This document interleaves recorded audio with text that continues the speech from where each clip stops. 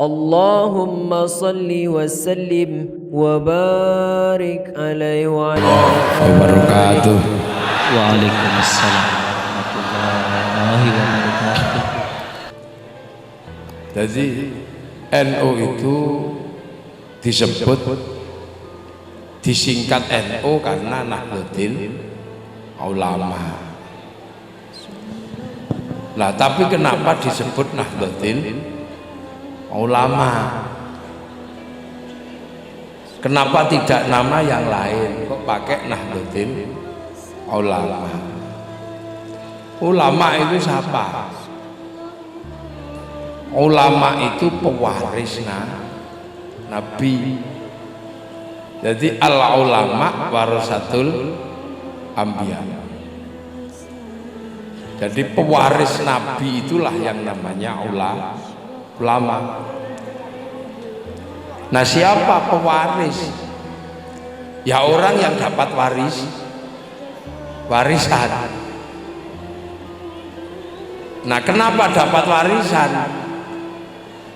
Karena yang mewarisi lebih dulu meninggalkan dunia. Nah, yang mewariskan siapa? Nah, Nabi.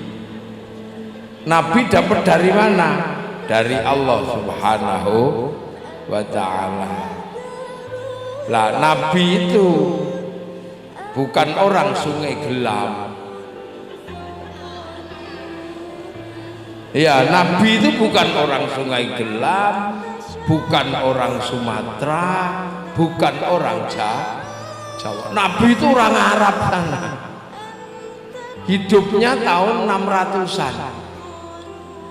Usianya cuma 63 tahun. Berarti Nabi itu orang dulu. Kalau diukur dari tahun sekarang itu sekitar 1500 tahun. Jadi Nabi itu sekitar 1500 tahun.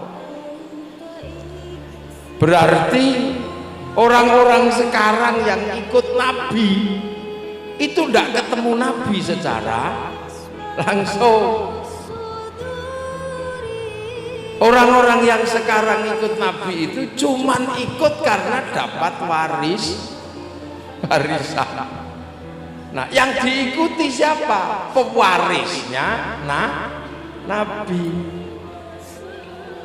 Nah, pewarisnya Nabi itu siapa? Ulama. Karena apa? Tidak ketemu Nabi secara langsung.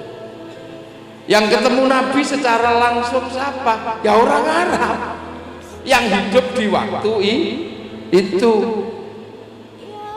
Siapa? Ya Sayyidina Abu Bakar, Sayyidina Umar, Sayyidina Utsman, Sayyidina Ali, Sayyidina Tolhah. Orang-orang itu yang hidup. Nah, yang hidup bersama Nabi dan ketemu Nabi, diajar Nabi langsung, mondok ke tempatnya Kanjeng Nabi, namanya sahabat. Nah, ini harus diingat. Jadi sampean ini bukan sahabat, tapi orang Sungai Gelam, Sendang, Sumberagung, yang kebetulan ketemu pewaris. Nah, kiainya yang di sini siapa kiainya? Yang di sini. Ini. Ya ini kiainya ini. Ini tadi tak tanya dari Purworejo, tak pikir dari Arab, bukan juga dari Purworejo. Beliau ini dari sini. Nah, itu makanya orang-orang sekarang itu kalau ngajar ngaji, mengaku mengajarkan ajaran Rasulullah, harus ditanya, kamu dapat warisan dari mana? Karena yang mengajarkan ajaran Rasulullah itu semuanya pewaris. Karena yang diajari langsung Rasulullah itu namanya sahabat. Dan sahabat itu gak ada orang Sungai Gelam. Makanya sahabat itu ya orang Arab. Maka namanya Abu Bakar, Umar, Utsman. Gak ada sahabat kok Mulyono, itu gak ada. Budiono itu nggak ada. Loh, ini jadi orang yang mengikuti Nabi itu ada urutannya, ada pangkatnya. Makanya kalau kita mengatakan dari Rasulullah, itu ditanya dari mana, makanya hadis itu pasti dari, tidak boleh langsung menurut Rasulullah. Loh, kamu pernah ketemu sama Rasulullah? Tidak boleh. Makanya hadis itu harus disampaikan namanya sanad. Begitu juga ulama itu pewaris, ya harus tahu mewarisi dari mana. Nah, makanya kita ini orang yang ikut Rasulullah, hidup di zamannya para ulama. Karena yang ketemu langsung Rasulullah namanya sahabat lah. Terus ada orang pengen mondok ke Rasulullah, tapi Rasulullah sudah meninggal karena usianya cuma 63 tahun. Enggak ketemu Rasul, Rasul meninggal, ketemunya sama sahabat. Nah, orang yang ketemu sahabat enggak ketemu Rasul, itu namanya tabi'in, pengikut. Setelah itu ada orang pengen mondok kepada Rasul, nggak ketemu sahabat, ketemunya tabiin karena sahabatnya meninggal semua.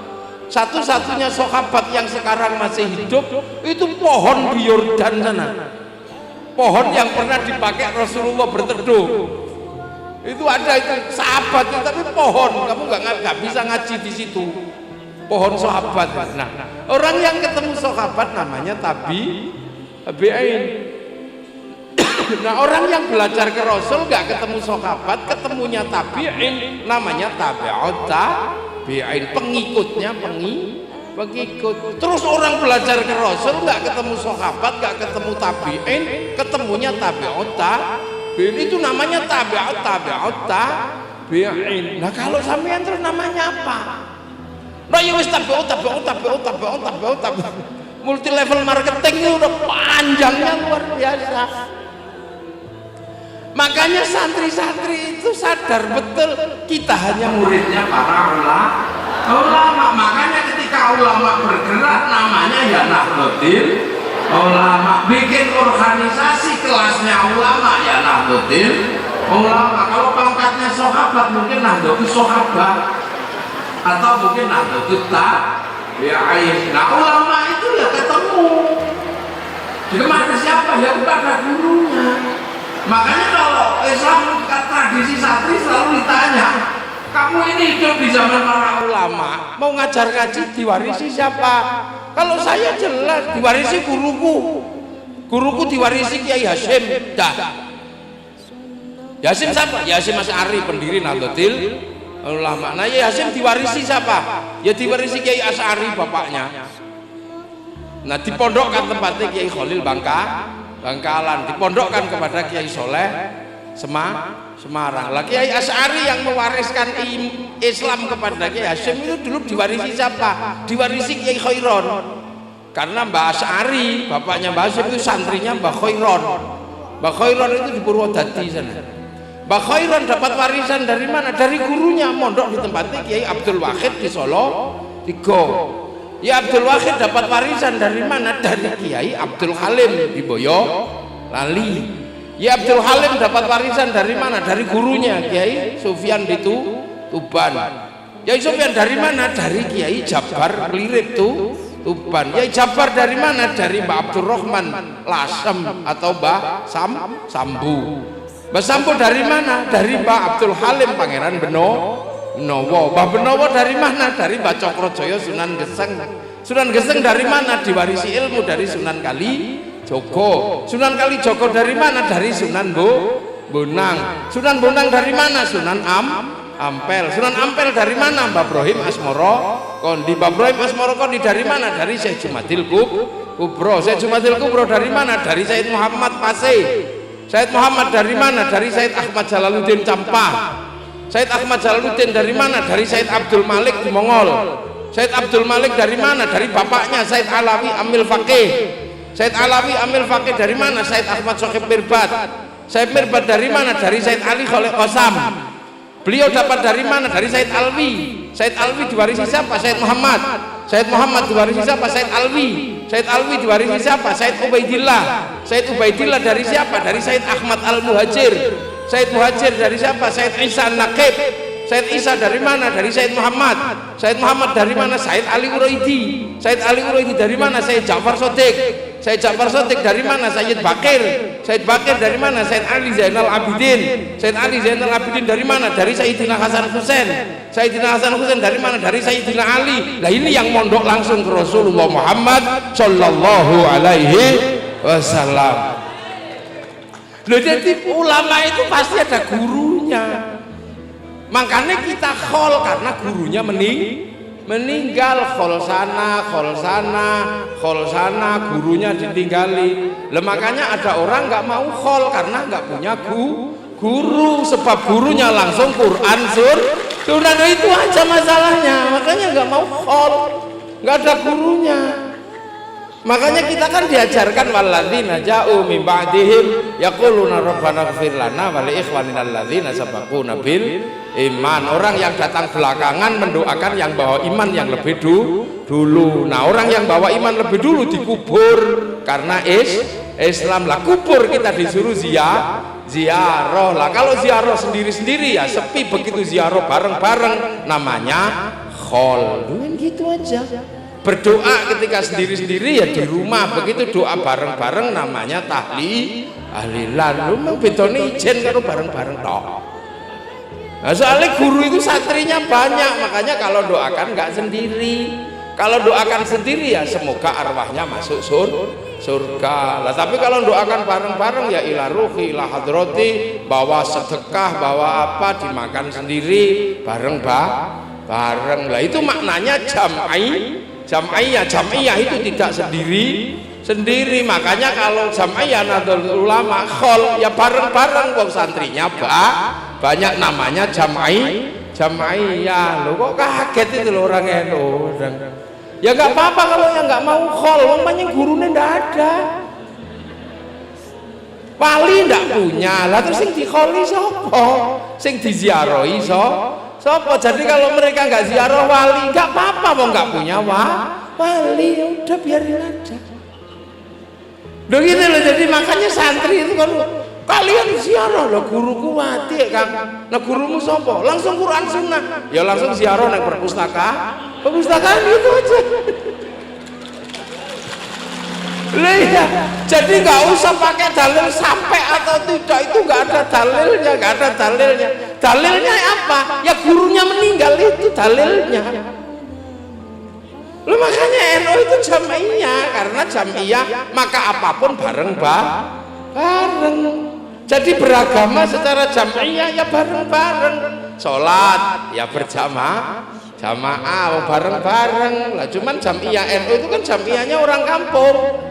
Di desa-desa waktunya sholat zuhur jam 1 misalnya, sebagian masih di kebun sawit, masih gembala sapi. Maka Jam'iyah NU kalau sholat nunggu temannya biar jamaahnya komplit. Makanya akhirnya ditunggu sampai jam 2:30, 3. Lu biasa lo.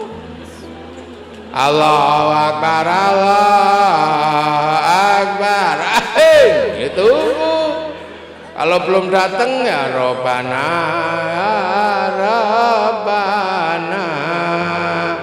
Masih belum datang, capek nunggunya ya tombo hati. Wong wis pegel nambani atine dhewe nggih. Lah itu, nah kok nek datang baru kiainya marah. Diurugi jangan ngono. Karena apa? Ulama itu ujung tombak Islam yang dihadapi. Ulama itu beda-beda, orang sing orang kampung, ada sing orang kota. Yang dihadapi pinter-pinter, ada yang bodoh-bodoh. Lah kalau saya ini kiai ini wong desa, sing tak hadapi bodoh, ngaji-ngaji ngene iki gelem alhamdulillah. Bar nyambut gawe ngantuk, makane nek bar salat zikir la ilallah. Wong sing dimong ngantukan, nek ora gedhe-gedhek turu ya wis gedhe-gedhe ngono kae lho angel. Jadi Nggak usah pakai dalilnya apa gedek-gedek. Oh, dalil gedek-gedek lho kok takokno dalile. Wong dangdutan gedek-gedek ra takokno dalile yo. Lah kita orang kampung ya sudah, kalau zikir ya bunyi supaya yang tua-tua itu dengar bisa menirukan, karena NU itu ngomong wong bodoh. Ya kita ini kan aku wong bodoh tadi ngomong wong bodoh-bodoh ya wes. Makanya la biar yang tua dengar terus menirukan. Lalu kiai ini meneng ini enggak? Simbah-simbah tuku tasbih maca apa Mbah? Boh. Lah iku nek sampe tak kei dalile ono kabeh dalile itu wis ora usah dolan dalile pokoke. Tak iki dalil dadi merek rokok malah. Lha itu caranya orang kampung.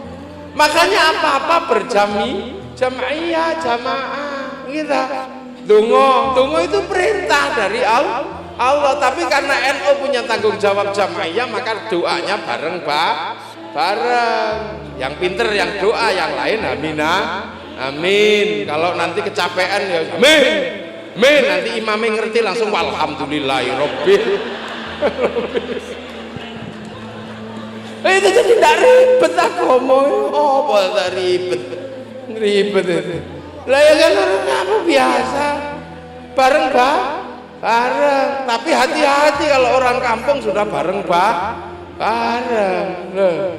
Kalau orang kampung sudah bareng, sudah doa dari orang 5, 10 sak kampung sampai akhir jadi majelis toreko. Kalau sudah jadi toreko, sekali doa di masjid sudah nggak muat pakai alun. Lah kalau sudah di alun-alun jamiahnya ikut semua. Sudah di alun-alun mulai dari jamiah bakul tahu ikut semua. Dodolan tahu, dodolan arum manis, jualan lemek, jualan es, ikut lembungan, ikut semua. Ikut ya Allah ya Rahman ya Rahim, ikut semua. Oh, bergerak semua. Bis-bis laku, angkutan laku untuk ikut pergi istighosah, terop laku, sound system laku, roda ekonomi berputar lho. Akhire wong santri ngono kuwi urip bareng Pak. Ada selawatan, ya udah selawatan. Terserah wong santri itu muridnya macam-macam. Ada yang selawatan ya santri, ya gaya santri. Marhaban ya nurul aini, marhaban. Ini santri. Ada yang model gaya Timur Tengah. Assalamun mustamirun kulakini ada jangkat. Ana sing model sana, ana sing model ibu-ibu.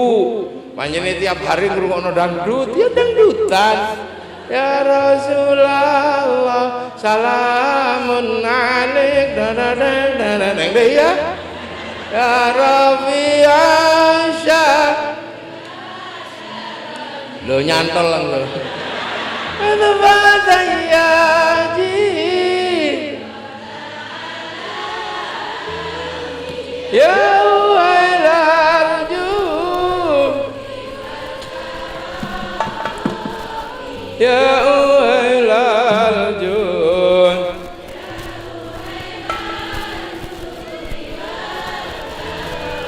Duhai senangnya pengan. Lo eling terus tahu dadi manten anyar kowe itu lah. Di kampung ya seneng aja, nggak usah terus ngotot ini, nggak boleh, udah kampung. Yang lagi putus asa karena baru ditinggal kekasih, apa cintanya baru pergi. Ya Nabi salam alaika, ya narep cerita karo sapa. Itu khas Nahdlatul Ulama, karena sing dimong ulama ono sing seneng lagu putus cinta yang Sunda, ya kayak Sunda. Ya Rasulullah salamun alaik, ya Rafi asyani wa nyantol al-fataya. Ratal alami ya uhailal ju eslilin macacer. Bahkan merindukan Rasul pun dengan gayanya masing-masing. Itu kan sama dulu waktu orang rindu Rasul, sahabat di kampung terpencil gitu, tiba-tiba datang ke Rasul dua, ya Rasul, apa? Aku kangen sama engkau ya Rasul.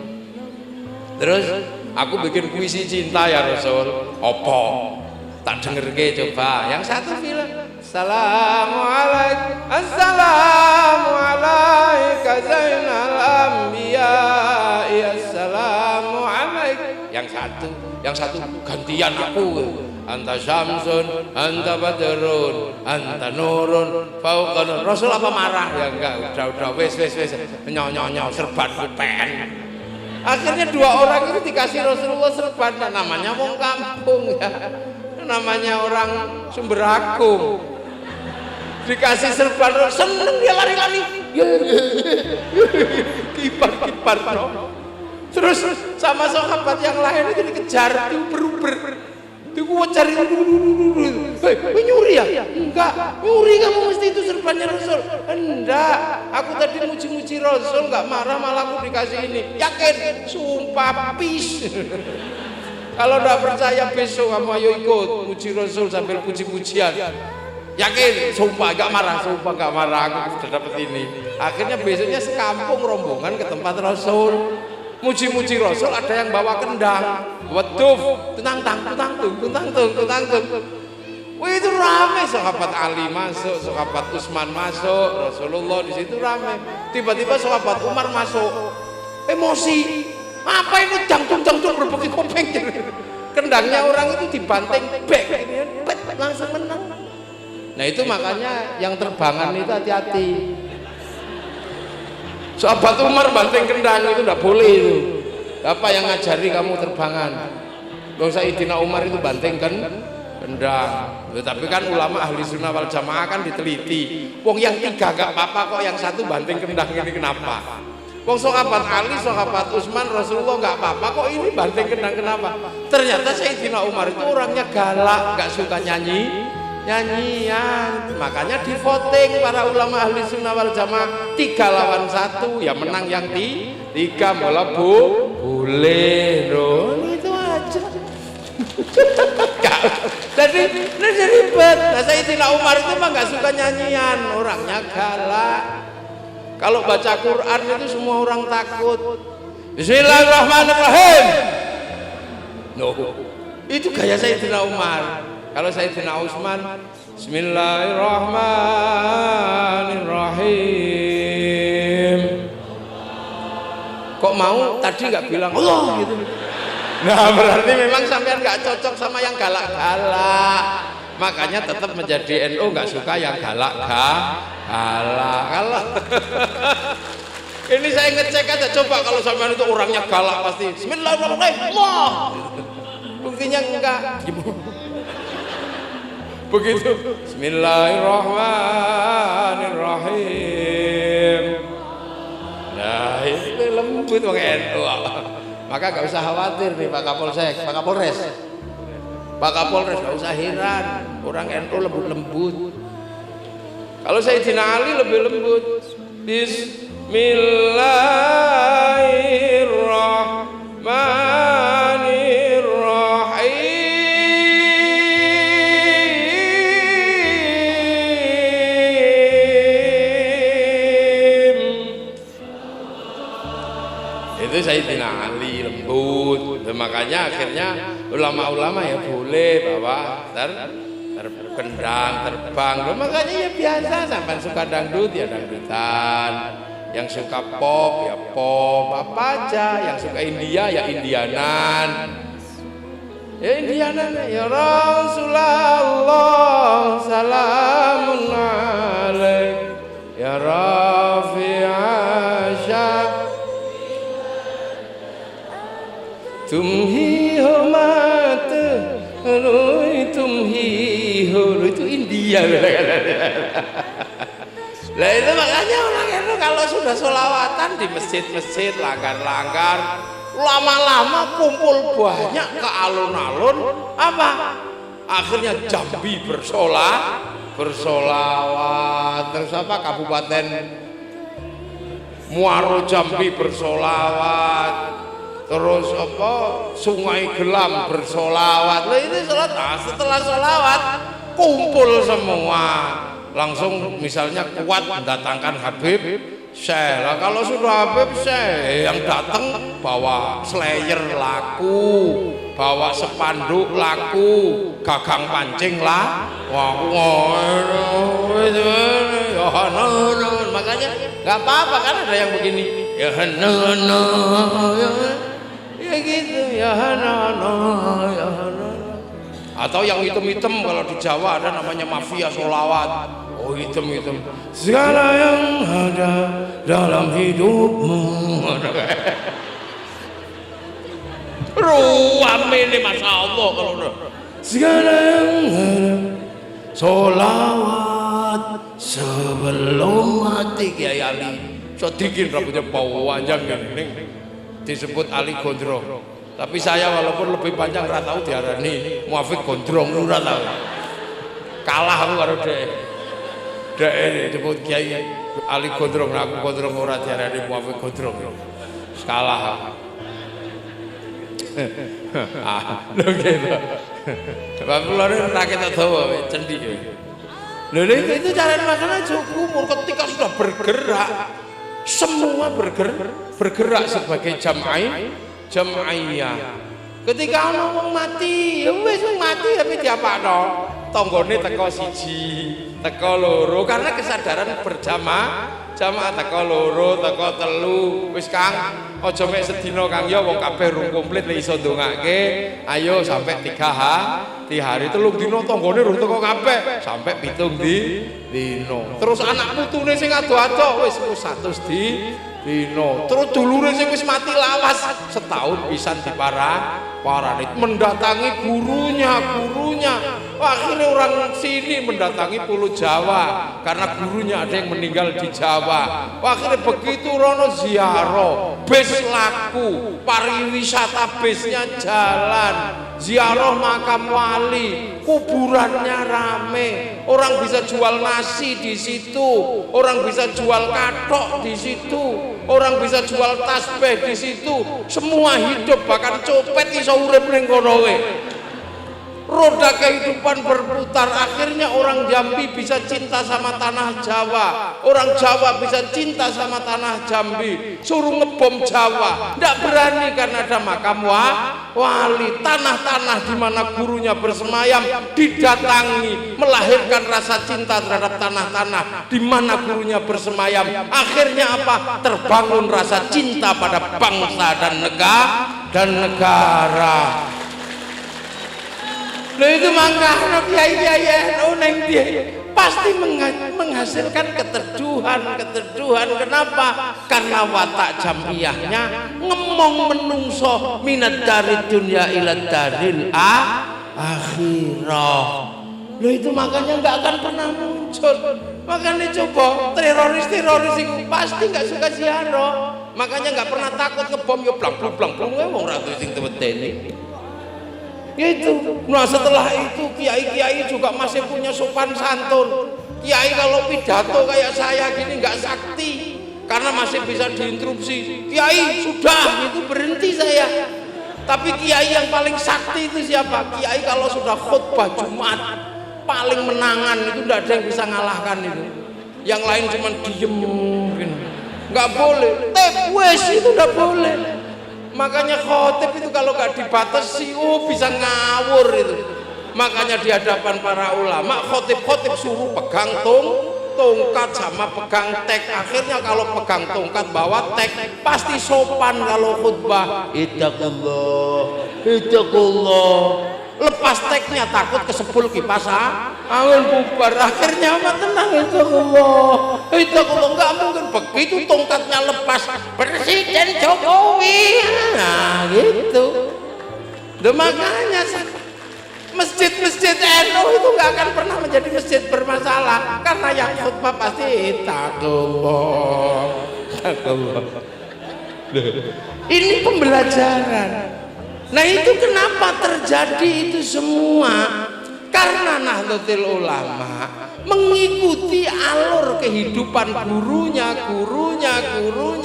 dan itu semua hasil terjadinya pergerakan Islam semenjak setelah Rasulullah. Kenapa khotib dipegangi tongkat? Karena khotib pernah menjadi masalah ketika terjadi konflik antara Bani Abbasiyah sama Bani Umayyah di masjid-masjid pakai begini. Akhirnya kemudian para khotib dibatasi kongkornya kalau tungkat. Itu pernah terjadi.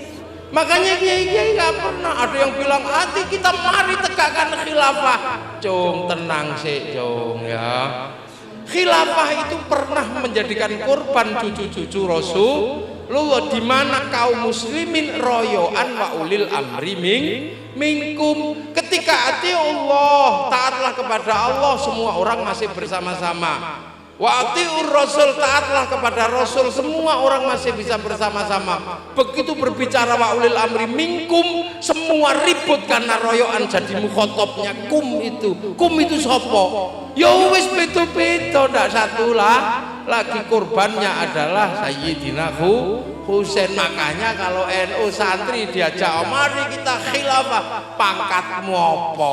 Yang bicara khilafah itu cucu Rasul, yang bicara khilafah itu sahabat, hasilnya saling bunuh. Apalagi orang yang hidup di zamannya para ulama pasti patenan. Makanya wis yang kayak gitu nggak usah dibahas lagi. Tapi bagi yang tidak mengenal sejarah para gurunya, dipikir kaya ngene iki barang anyar, belum pernah terjadi. Makanya jangan ajak ngomong seperti itu pada NU. Nek wis gelut NU wis paling ngarep, aja kok takokno sih. Nek wis bar tawuran aja takok kabeh. Wis NU aja ngejak tawuran, sing maune SH maune pagar Nusa gak rukun iso dadi rukun, iso ngejak bareng ayo karo apa keras sakti iso dadi bareng kok kuwi NU kabeh. Lho pernah. Kenapa NU tidak pernah lagi mau diajak awas bahaya Syiah Sunni NU wis pengalaman. Itu kelompok-kelompok itu saling bertikai, bahkan korbannya cucu-cucu Rasulullah. Makanya wis menengo. Akhirnya kemudian para ulama, para wali bersepakat, ya sudah, karena kita muridnya ulama di Indonesia, ketemu orang berbeda bangsa, berbeda suku, berbeda agama, akhirnya kita sepakat dalam konsep Rasulullah, kullukum ra'in wa kullukum mas'ulun an ra'iyati. Kalian adalah semuanya ra'iyah, orang yang berbeda-beda tapi saling bertanggung jawab. Konsep ra'iyahnya Rasulullah diterapkan di Indonesia menjadi rakyat.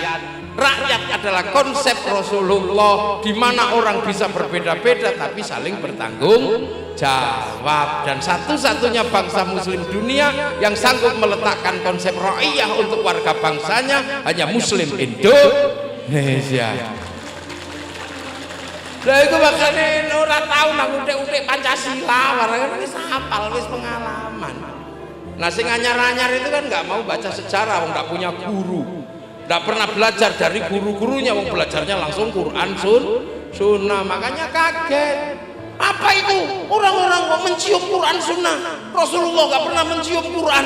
Loh memang Rasulullah sudah ada Quran yang utuh? Belum mas. Zaman Rasulullah itu Quran masih ada di tulang, ada di pelepah kurma, belum jadi mushaf. Jadi kalau kamu mengatakan Rasulullah tidak pernah mencium mushaf Quran, ya kayak itu mesti randuwe guru, mereka ora sinau.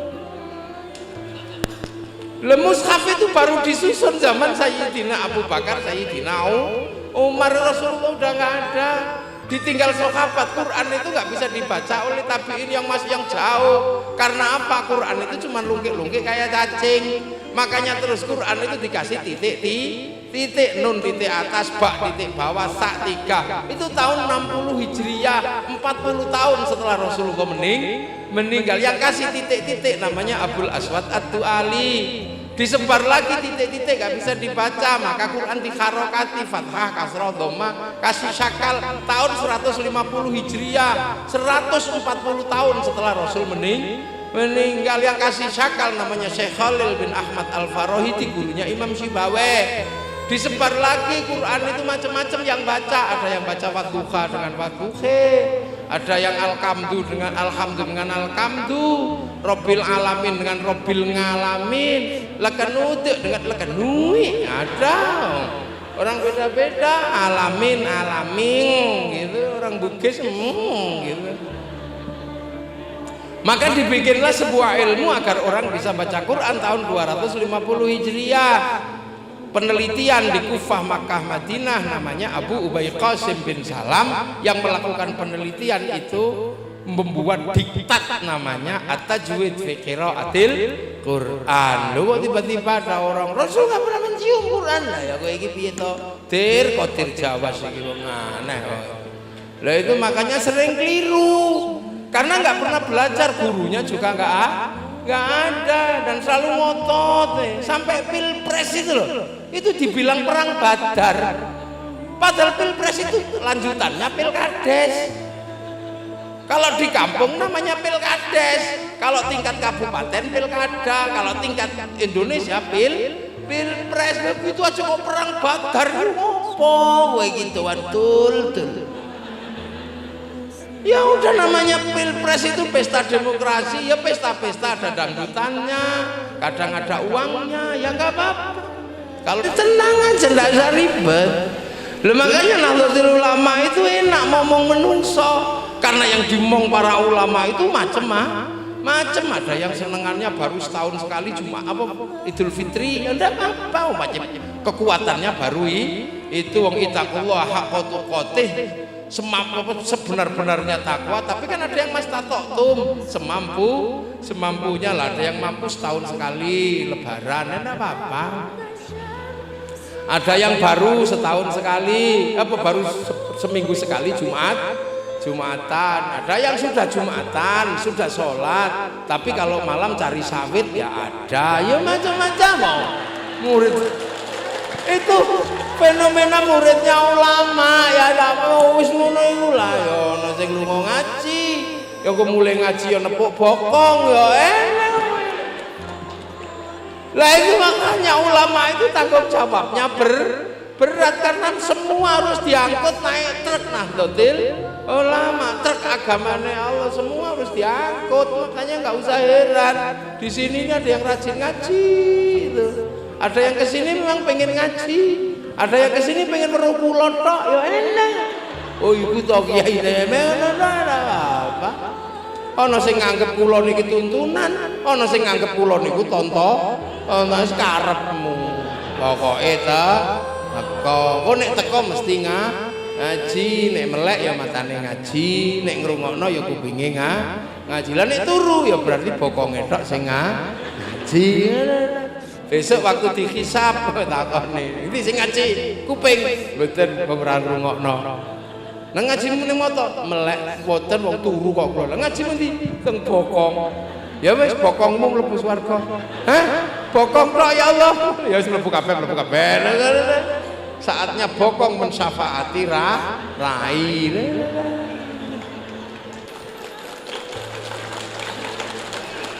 Lah semua lah ya piye karane kena dhewe.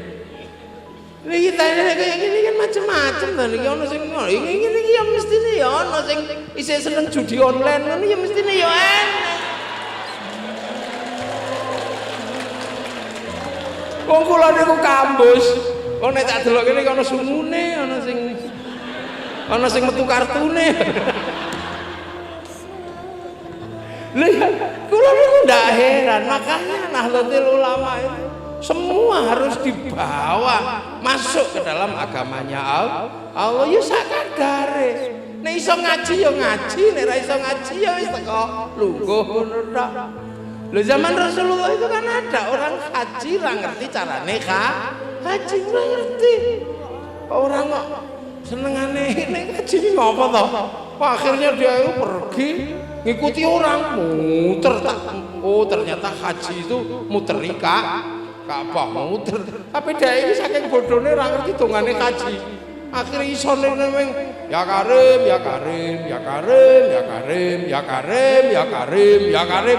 Dadi muter Ka'bah niku meng ya Karim, ya Karim, ya Karim, ya Karim, ya Karim, ya Karim. Sahabat yang lain itu wadul ya Rasul, apa kados enten aliran sesat. Aliran sesat duka. Ana wong ketesuk niku tawaf niku meng menine ya Karim tok. Ora maca liyane, mboten ana hitungane, mboten pokoke muter kok ngene. Aduh ya Karim, ya Karim, ya Karim. Akhirnya Rasulullah coba tak tilikane, aku tak juga pengen lihat ada enggak bener. Ternyata ono bener. Orangnya ya Karim, ya Karim. Rasulullah itu lama-lama ngikuti dari belakang. Ya Karim. Lama-lama Rasul enggak tahan, niroke. Ya Karim, ya Karim. Rasulullah ikut ya Karim, ya Karim. Ya Karim, ya Karim, ya Karim, ya Karim. Nah, yang ditirukan itu merosok. Nirokne aku iki mesti. Akhirnya si ya Karim itu ping telu. Ya Karim, ya Karim, ya Karim. Belakangnya ya Karim, ya Karim, ya Karim. Oh, ping telu nirokno. Ya Karim, ya Karim. Ya Karim, ya Karim, ya Karim, ya Karim. Oh, nirokno aku tenan iki wong mburi. Awas ngene nggon sepi tikungan tak banting. Tenono kapan kapoke wong ini mesti nirokno aku. Makane niku muter-muter. Ya Karim, ya Karim, ya Karim, ya Karim, ya Karim, ya Karim. Muter. Apa? Oh ya Karim. Lah lama-lama wong iki ora tahan. Ngerti-ngerti begitu kon sepi. Orang ini ya Karim iki bawa Kanjeng Nabi dicekel cek dipithik bek gitu. Kowe ya sing nirokno aku ya Karim ya. Kowe ya kamu ya yang nirukan aku ya Karim ya Karim. Awas kamu. Nirokne ya Karim tak adukan ke nabiku kamu. Tak adukan ke kekasihku. Nabi kan rumangsa nabi lho. Iki nabine sapa kira-kira iki? Kira-kira nabi niku takon, "Kak, nabimu sapa?" Nabiku Muhammad. Muhammad sapa? Muhammad Rasulullah. Kekasihku Nabi tek ya Allah umatku dhewe. Iki nek gak tak critakno karo guyu iso nangis bro critakno ning. Betapa Rasul banting umate yang begitu merindukan tapi belum tahu ketemu Rasul pancen wong desa, wong Sumber Agung. Waduh. Terus berarti kowe urung tau ketemu karo Muhammad. Urung pokoke kowe tak banting ku awas ditono. Akhirnya Nabi karena nangis Nabi muun ya Allah. Nah tangisan Rasulullah guncang nih aras karena aras guncang malaikat Jibril turun delok. Oh nopo Nabi Muhammad kok sampai nangis. Ternyata Nabi Muhammad dipiding sama ya Karim ini tadi. Loh ya Rasul Muhammad kamu nangis karena dibanting orang ini. Udah Bren tar dulu ojo kaget Bren. Orang ini tadi bilang ya Karim tak tutno ratrimo. Ngerti aku dibanting. Terus jarene dek tak adukan ke nabiku lah, aku kan nabi Bren. Ya tak tanya nabimu siapa, lah kok jawabnya Muhammad Bren. Muhammad kan aku, berarti ini umatku, neng belum pernah ketemu aku. Ya wes daripada gitu ngaku akhirnya Kanjeng Nabi, Mas kamu udah pernah ketemu Muhammad? Belum, pokoknya nanti awas kamu, banting di depan nabiku kamu. Mas, Muhammad itu aku. Hah? Muhammad Rasulullah, ya Rasul, aku dari kampung ya Rasul, belum kenal sama engkau ya Rasul. Aku ini sekampung ya Rasul, paling pinter cuma aku tok ya Rasul. Kami tahu.